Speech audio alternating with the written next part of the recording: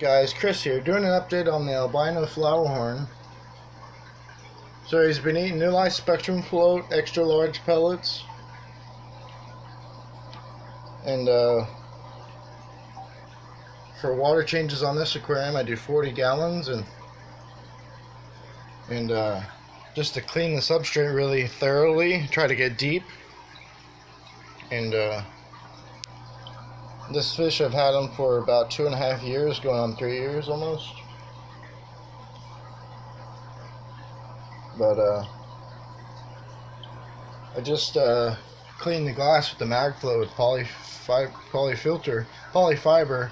just with the mag float, and moved the Kedsun lower, and moved the maxi jets.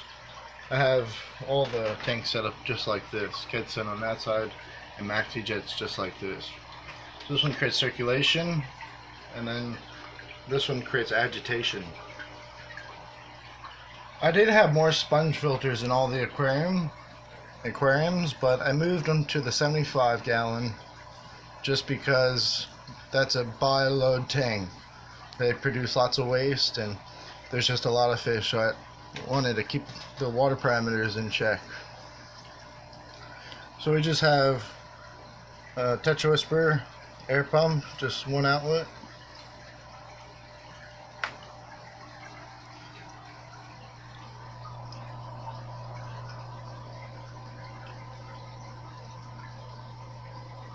I wanted to do a feeding video, but I just wanted to get it over with, get them fed.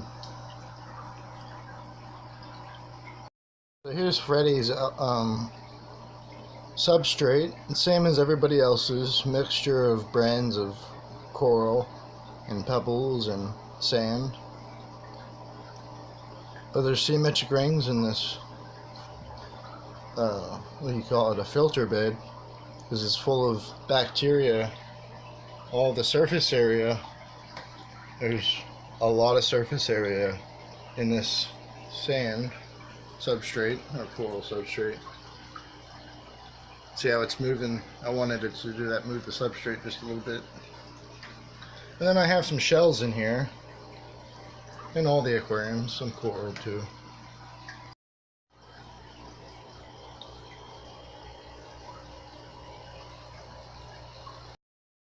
So just to look at the tank,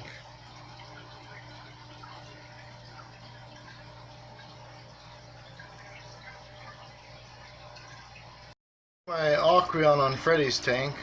So 2 aquaiums and a penguin on this aquarium. So we have marine pure, lots of surface area. The symmetric rings never left the aquarium that they were on, so they went into the substrate. More surface area. But if you know how big an aquaium is, this is full of marine pure. Every filter that I own has marine pure in it. Only marine pure. And deep blue polyfiber. But definitely have a lot of flow. It's very important to keep this blue catcher, or water goes through it, but it actually helps with splashing. And it comes out and aerates the water. But that's about it. Same thing. Now, if this catcher down here got debris like algae, scraping algae that got in there, or waste or food, it builds up over time, so you have to rinse it. But if you don't rinse it when it gets dirty, well, the water will actually hit the lid, the glass lid, and then it'll create calcium on your lights. So just keep that in mind to keep these clean. This blue. So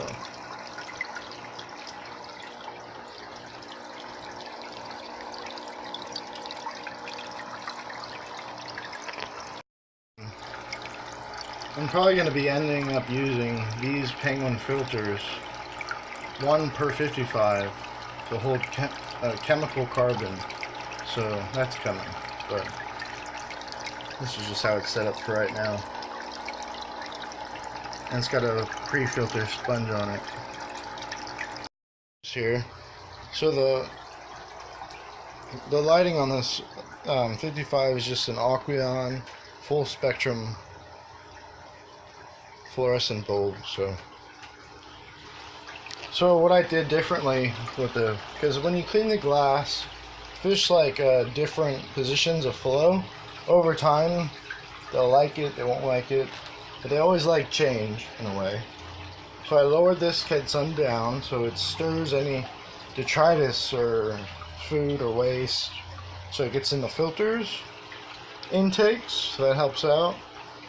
What was I going to say? When I feed the New Life Spectrum, the placement of these, it makes it easier because there's no there's filter agitation, but there's no power head agitation. So when I feed the pellets, it comes down, I put it over here, and it'll actually stay over here.